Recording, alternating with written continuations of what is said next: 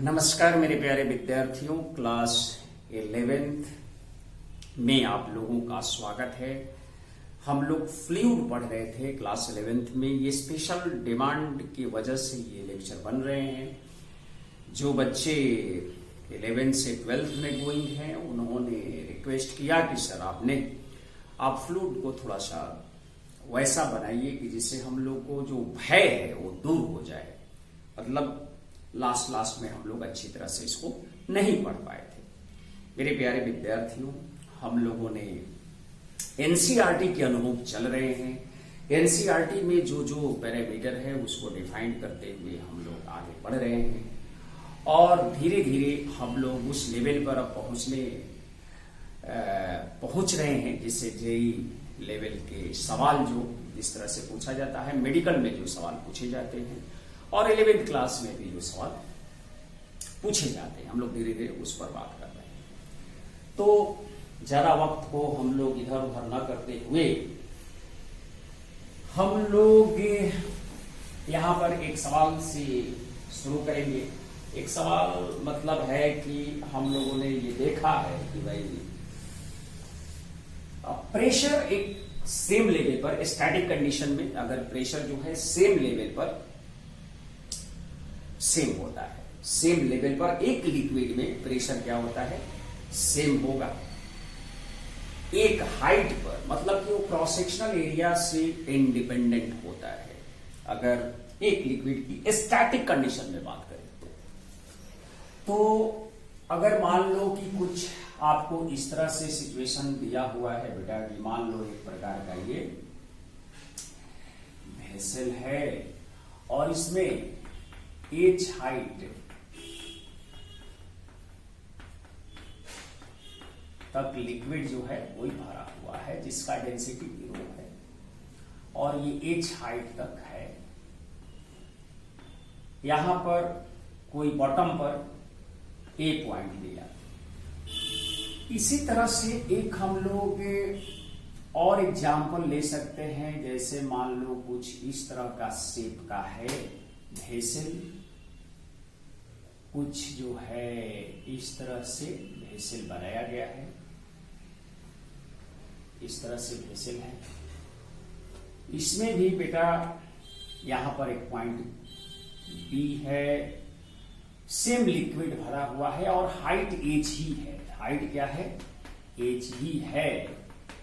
ये हाइट भी क्या है, एच ही हाइट तक इसमें भी लिक्विड भरा हुआ है। और एक मैं और डायग्राम बना लूं यहां पर आपको कि एक कुछ इस तरह से है, ध्यान दीजिए। और यहां पर ऐसे कुछ ऐसे है, इस तरह का ये सी पॉइंट है, ये बेस बॉटम पर। इसमें भी एच हाइट तक का हम लोग माने सेम लिक्विड, वही लिक्विड है, डेंसिटी रो सेम लिक्विड है, एच हाइट तक की भी है। तो what is the relation between PA PB and PC? क्या होगा, पीए पीबी एंड पीसी क्या होगा? मतलब कि हर जगह पर जो ये तो यूनिफॉर्मली क्रॉस सेक्शनल एरिया का है, ये टेढ़ा मेढ़ा है, ये भी जो है ऊपर बढ़ रहे हैं तो एरिया जो है बढ़ रहा है। तो हाइट सेम है, हाइट क्या है, सेम है, सेम हाइट पर लिक्विड है। क्या हो सकता है मेरे प्यारे विद्यार्थियों? इस सवाल को आप लोग सोच सकते हैं कि ये जो लेवल है लिक्विड का वो क्या होगा। स्टेशनरी है, सब क्या है, स्टेशनरी है, ये सारी चीजें है। ये एक सवाल है मेरा आप लोगों से कि इसका क्या हम लोग मीनिंग समझेंगे। एच हाइट तक लिक्विड है, सेम डेंसिटी वाला है, सेम लिक्विड भरा गया है, तो इसका एक रिलेशन है कि भाई आप बताएं।